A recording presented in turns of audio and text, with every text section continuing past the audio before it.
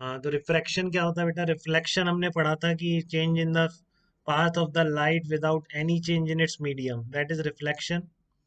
And refraction is the phenomena in which light changes its path when it goes from one medium to another. तो एक medium से दूसरे medium तक जाने में जो पाथ चेंज हो रहा है, ठीक है, दैट इज कॉल्ड रिफ्रैक्शन। तो जैसे आपने बहुत बेसिक एक्सपेरिमेंटल लॉ था कि angle of incidence is always equal to angle of refraction, तो वैसा ही इसमें है कि मान लीजिए आपका ये मीडियम है, ठीक है, ये दो अलग अलग मीडियम है, ये इंटरफेस पे नॉर्मल है। इस साइड रिफ्रैक्टिव इंडेक्स देखते हैं भी अपन क्या होता है, ठीक है ना। ये स्पीड से गवर्न होता है कि लाइट की वैक्यूम में स्पीड अपॉन मीडियम में speed, that is refractive index. अभी डेफिनेशन भी लिख देंगे बट अभी म्यू वन म्यू टू लिखने का मतलब क्या है कि ये मीडियम अलग है, ये मीडियम अलग है, ठीक है। इस तरह से लाइट इंसिडेंट हो रही है यहाँ पे। अब ये नॉर्मल की तरफ भी जा सकती है, वो सब बताया आपको कि अगर mu two is greater than mu one तो ये नॉर्मल की तरफ बेंड हो जाएगी, ठीक है ना। तो म्यू वन, और ये कौन सा केस हो गया जबकि mu two is greater than one, तो जिसमें म्यू टू ज्यादा होता है वो डेंसर मीडियम होता है, वो डेंसर मीडियम होता है। जिसमें कम होता है वो रेयरर मीडियम कहलाता है इसका। और अगर लाइट कैसी होती है, अगर म्यू टू इस तरह से आपका दो इंटरफेस है, दो मीडियम को सेपरेट करने वाली, लाइट आपकी इस तरह से गिरी और गिरने के बाद नॉर्मल से दूर हट गई, तो इसमें क्या होगा, ये रेयरर मीडियम हो जाएगा, mu two is less than mu one. तो ज्यादा वाले में अगर जा रही है, ज्यादा रिफ्रैक्टिव इंडेक्स वाले में, तो ये नॉर्मल की तरफ बेंड हो जाती है। इसको गवर्न करने वाला लॉ कौन सा है? इसको गवर्न करने वाला लॉ क्या कहलाता है आपका? स्नेल्स लॉ कहलाता है, जो कि मतलब किसी पैराक्सियल अप्रोक्सीमेशन का मोहताज नहीं है वो, ठीक है ना। हमेशा डेफिनेशन है रिफ्रैक्शन की। इसका भी बेसिक प्रिंसिपल फर्मेट्स प्रिंसिपल भी है, वो मैं आपको एंड में बताऊंगा, ठीक है ना। इससे भी बेसिक है, उससे ही निकल जाता है वो, कई बार वैसे न्यूमेरिकल में यूज हो जाता है। अपनी सीपीयू में भी एग्जांपल्स भी मिलेंगे आपको उसके, ठीक है ना, वो मैं आपको एंड में बताऊंगा। पहले हमारा यहाँ पे डेफिनेशन हम स्नेल्स लॉ लेके चल रहे हैं बिल्कुल, ठीक है। तो लॉ ऑफ रिफ्रैक्शन में पहला आता है आपका, पहला तो वही है कि incident ray, normal and refracted ray all three are in the same plane. क्या कह रहा हूँ मैं? इंसिडेंट रे, ठीक है, comma reflected ray, incident ray, sorry, incident ray, refracted ray, and normal will be in the same plane, and normal will be in same plane. तो ये तीनों क्या होंगे? एक ही प्लेन में होंगे, incident ray, refracted ray, normal will be in the same plane.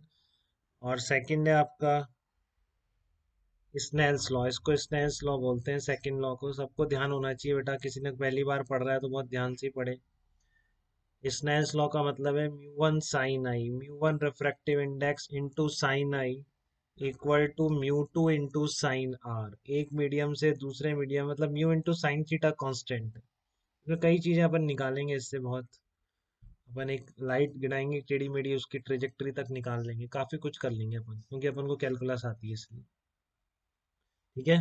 तो इसमें अभी बात यह है कि आपकी अगर लाइट यहाँ पे इंसिडेंट हो रही है किसी मीडियम पे, जो कि बाउंड्री है दो मीडियम को सेपरेट करने वाली, तो अगर एंगल ऑफ इंसिडेंस आई है तो दूसरे मीडियम में एंगल ऑफ रिफ्रैक्शन क्या हो जाएगा? Mu two sine r. तो ये म्यू इंटू साइन कॉन्स्टेंट है बेटा, म्यू म्यू साइन थीटा, तो इसलिए अगर म्यू टू ज्यादा हो जाएगा, समझ रहे हैं आप, अगर ये म्यू टू ज्यादा हो जाता है तो इसलिए इसका साइन साइन थीटा क्या होगा? कम हो जाएगा। मान लो म्यू टू ज्यादा हो गया, तो ये तो कांस्टेंट है, म्यू टू ज्यादा हो गया, तो इसलिए आपके आर को क्या होना पड़ेगा? कम होना पड़ेगा, ठीक है ना। आपने म्यू टू बढ़ा दिया तो इसके वैलिड होने के लिए क्या होगा?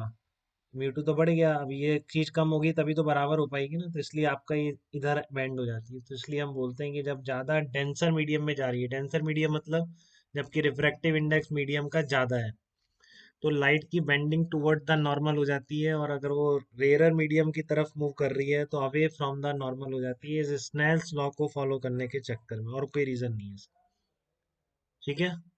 तो अब हम एक बार देख लेते हैं रिफ्रैक्टिव इंडेक्स किसको कहते हैं। देखिए आप एक बार, रिफ्रैक्टिव इंडेक्स किसको बोलेंगे आप? Refractive index of the medium, refractive index वही होता है अपना कि इस लाइट में वैक्यूम में स्पीड अपॉन मीडियम में स्पीड, ठीक है, रिफ्रैक्टिव इंडेक्स की डेफिनेशन एक बार देख लेते हैं अपन। रिफ्रैक्टिव इंडेक्स किसे कहते हैं? रिफ्रैक्टिव इंडेक्स का मीनिंग है आपका mu. Refractive index mu is defined as c upon v से ध्यान रखेंगे। ठीक है, c is the speed of the light in vacuum. Speed of light in vacuum. तो आपको पता है कोई भी चीज लाइट की स्पीड से ज्यादा तो चल नहीं सकती।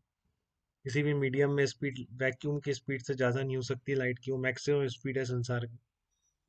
ठीक है, तो इसलिए हम बोल सकते हैं कि सी हमेशा ज्यादा है, तो आपका म्यू हमेशा ग्रेटर देन 1 होगा। इक्वल टू 1 बोला जाएगा फॉर वैक्यूम, और फॉर एयर कर दो, फॉर एयर के लिए आपका म्यू 1 बोला जाएगा। ठीक है, और बाकी किसी के लिए भी आप क्या करेंगे, रिफ्रैक्टिव इंडेक्स की वैल्यू हमेशा क्या आएगी, ग्रेटर देन 1 आएगी। ध्यान रखें, कभी आपका म्यू लेस देन 1 आ जाए तो कहीं कुछ गलत किया, आप समझ जाइए। म्यू कभी 1 से कम नहीं हो सकता, क्योंकि लाइट की किसी भी मीडियम में स्पीड वैक्यूम की स्पीड से ज़्यादा नहीं हो सकती। ठीक है ना, एयर स्लैश वैक्यूम कर दो, ये अप्रोक्सीमेट कर देता है इसे। ठीक है, तो ये आपका हो गया रिफ्रैक्टिव इंडेक्स हो गया। तो ऑप्टिकल डेंसर मीडियम का मतलब समझ में आ गया आपको? कोई बोलेगा ऑप्टिकल डेंसर मीडियम, तो ऑप्टिकल डेंसर का मतलब क्या है? ऑप्टिकल डेंसर का मतलब है कि लाइट धीरे चलेगी तो वी कम होगी, इसका मतलब क्या है, म्यू बढ़ जाएगा। तो ऑप्टिकल डेंसर का म्यू क्या होता है, ज्यादा होता है, ध्यान रखें। ठीक है, ऑप्टिकल डेंसर मीडियम का म्यू क्या होता है, ज्यादा होता है। और ऑप्टिकल रेयरर मीडियम का म्यू कम हो जाएगा। ऑप्टिकल रेयरर मीडियम आप किसी को बोल रहे हैं तो स्पीड बढ़ जाएगी, रेयर का स्पीड कब बढ़ेगी, स्पीड बढ़ेगी तो आपका म्यू क्या होगा, कम हो जाएगा। ठीक है, तो यहाँ तक कोई दिक्कत नहीं है किसी को भी। म्यू की डेफिनेशन और स्नेल्स लॉ हमेशा वैलिड है रिफ्रैक्शन में। तो अब हम एक लेटरल शिफ्ट निकाल लेते हैं, ये काम में आती है बेटा ये। ठीक है ना, आपने निकाली होगी 10th क्लास में भी निकाली होगी लेटरल शिफ्ट रिफ्रैक्शन की, फिर भी एक बार देख लीजिए। lateral shift of a ray refracted through a parallel sided slab। देखिए आप इसको,